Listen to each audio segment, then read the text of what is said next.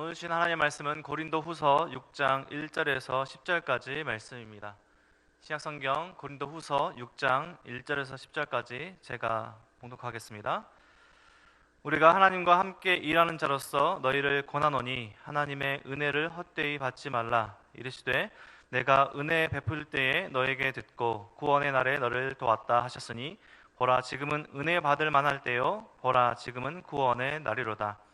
우리가 이 직분의 비방을 받지 않게 하려고 무엇이든지 아무에게도 거리끼지 않게 하고 오직 모든 일에 하나님의 일꾼으로 자천하여 많이 견디는 것과 혼란과 궁핍과 고난과 매맞음과 갇힘과 난동과 수고로움과 자지 못함과 먹지 못함 가운데서도 깨끗함과 지식과 오래 참음과 자비함과 성령의 감화와 거짓이 없는 사랑과 진리의 말씀과 하나님의 능력으로 의의 무기를 좌우에 가지고 영광과 욕됨으로 그러했으며 악한 이름과 아름다운 이름으로 그러했느니라. 우리는 속이는 자 같으나 참되고 무명한 자 같으나 유명한 자요 죽은 자 같으나 보라 우리가 살아있고 징계를 받는 자 같으나 죽임을 당하지 아니하고 근심하는 자 같으나 항상 기뻐하고 가난한 자 같으나 많은 사람을 부요하게 하고 아무것도 없는 자 같으나 모든 것을 가진 자로다. 아멘. 우리는 지금 어려운 시기를 지나고 있습니다. 언제 이 어려움이 끝날지 또 이 어려움이 우리에게 직접적으로 오진 않을지 염려와 두려움으로 이 시기를 지나고 있습니다. 반대로 우리는 평범한 일상의 가치를 더 크게 느끼고 있습니다. 아이들이 평범하게 학교 가는 일상, 그리고 평범하게 일터에서 우리가 주어진 일들을 하는 일상, 늘 예배의 자리에 나갈 수 있는 평범한 일상, 평소에 느끼지 못했을 이런 평범함의 특별함을 더 느끼고 있는데요. 범사에 감사하라. 우리가 너무나 잘 아는 바울의 또 다른 편지 데살로니가전서 5장 18절의 말씀은 지금 우리가 평범한 일상들을 왜 감사해야 되는 일인지 잘 말해주고 있습니다. 바라고 소망하기는 어서 속히 우리가 평범한 일상으로 돌아가는 축복이 우리 모두에게 임하길 간절히 축원합니다. 오늘 말씀 고린도후서는 사도 바울이 고린도 교회에 편지하는 편지입니다. 고린도후서 2장 4절 말씀 표현처럼 사도 바울은 눈물로 이 편지를 쓰고 있습니다. 우리는 사도 바울을 너무나 잘 알고 있죠. 유대인 중에 유대인이었고 예수를 믿는 사람들을 핍박하고 잡아들이려고 했던 열심히 있던 사람이었습니다. 잘못된 열심이었죠. 다메섹으로 예수를 믿는 사람들을 잡으러 가는 도중에 다메섹으로 가는 길에 예수님을 만나고 인생이 완전히 변했던 사도 바울. 복음을 믿는 사람을, 예수 그리스도를 믿는 사람을 핍박하던 사울이 복음을 전하는 자로 그리스도인 중에 그리스도인 된 바울을 우리는 너무나 잘 알고 있습니다.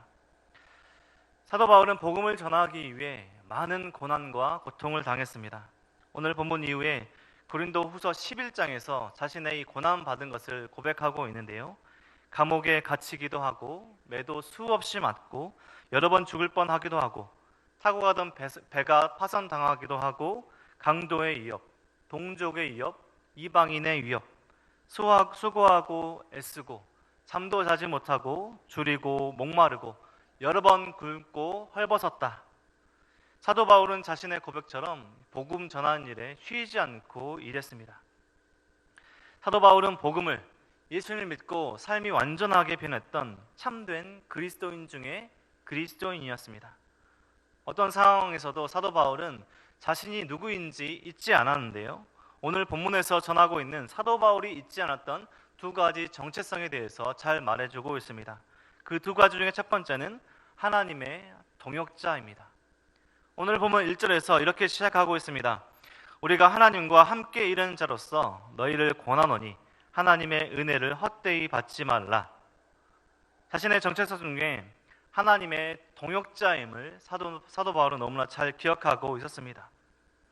그리스도인은, 우리 성도는 하나님과 함께 일하는 하나님의 소중한 동역자입니다. 복음을 통해서 하나님과 함께 하는 것, 하나님과 동행하는 것, 하나님의 은혜를 소중히 여기라 라고 사도 바울은 당부하고 있습니다. 우리 성도님들, 그리고 이 영상을 보는 우리 모든 성도님들의 가족분들, 하나님을 믿으십니까? 하나님이 우리 가정과 우리 성도 한 분 한 분의 삶과 우리 공동체와 함께 하심을 믿으십니까?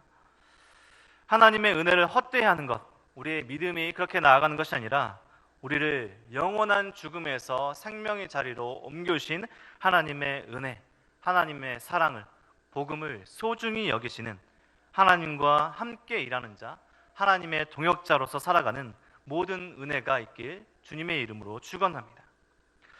두 번째는 하나님의 종입니다. 사도 바울은 자신이 하나님의 동역자임과 동시에 하나님의 종, 하나님의 일꾼임을 잊지 않았습니다.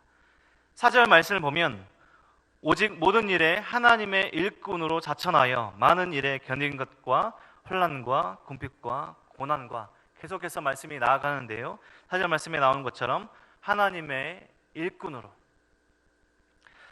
바울은 사실 자기 자신이 하나님의 동역자임에 동시에 하나님의 종, 하나님의 일꾼이라는 생각을 결코 잊지 않았습니다. 주인이 하는 일을 전혀 모르는 노예와 같은 존재가 아니라 하나님은 아무런 가치 없던 우리를 하나님의 자녀로, 동역자로 부르심과 동시에 우리를 인격적으로 부르시고 일을 맡기십니다. 사도 바울은 자신이 하나님의 종임을, 하나님의 일꾼임을 잊지 않았던 사람입니다. 하나님의 종으로서 맡겨주신 그 일에 충성을 다하고 그것이 자신의 역할임을 잊지 않았던 것입니다. 그리고 이 점을 잊지 않으면서 맡기신 일에 충성을 다해서 생명을 다해 일했던 것이 사도 바울의 전체 삶이었습니다. 고난과 어려움과 죽음의 위기 속에서도 이 종의 역할을 잘 감당했던 것입니다. 주어진 환경과 고난과 어려움을 자신의 관점, 세상의 관점으로 바라본 것이 아니라 사도 바울은 복음의 관점으로 바라본 것입니다. 하나님의 동역자로, 하나님의 일꾼으로 우리를 부르셨습니다. 삶의 형통함 속에서도 물론 감사해야 되지만 우리의 고난, 우리의 고통, 이 어려운 상황 가운데서도 우리의 관점, 세상의 관점이 아니라 복음의 관점, 하나님의 관점으로 볼 줄 알아야 합니다. 성도의 삶은, 그리스도인의 삶은 세상의 관점으로 보면 속이는 자, 무명한 자, 죽은 자, 징계를 받는 자, 근심한 자, 가난한 자, 아무것도 없는 자 같이 보일 수 있습니다. 오늘 말씀 8절 이하에서 그거에 대해서 계속해서 설명하고 있습니다. 하지만 우리의 삶은, 우리의 삶의 모든 관점은 하늘나라 관점에서 하나님의 눈으로 바라보면요, 참된 자, 유명한 자, 살아있는 자, 죽임을 당하지 않는 자, 항상 기뻐하는 자, 많은 사람을 보유하게 하는 자, 모든 것을 가진 자입니다. 이 영상을 보시는 우리 모든 성도님들, 지금 우리는 어려움에 직면해 있습니다. 진짜 믿음은 삶의 형통함 속보다는 어려움을 통해서, 고난을 통해서 더 잘 보일 수 있습니다. 이 어려움의 기회를 통해, 이 시기를 통해서 가정의 예배가 회복되는 은혜를 누리시길 소망합니다. 함께 모이는 예배가 얼마나 소중한 일이고 우리가 늘 감사해야 할 일임을 다시 한번 느끼시길 소망합니다. 하나님께서 기뻐하시는 삶, 하나님의 동역자로, 하나님의 종으로 우리를 불러오신 하나님의 크신 사랑을 경험하며 하나님의 사랑과 크신 은혜가 우리 한 분 한 분의 성도님들의 삶과 가정과 우리 공동체에 임하시길, 주님의 크신 은혜로 살아가는 우리 모두가 되길 주님의 이름으로 축원드립니다.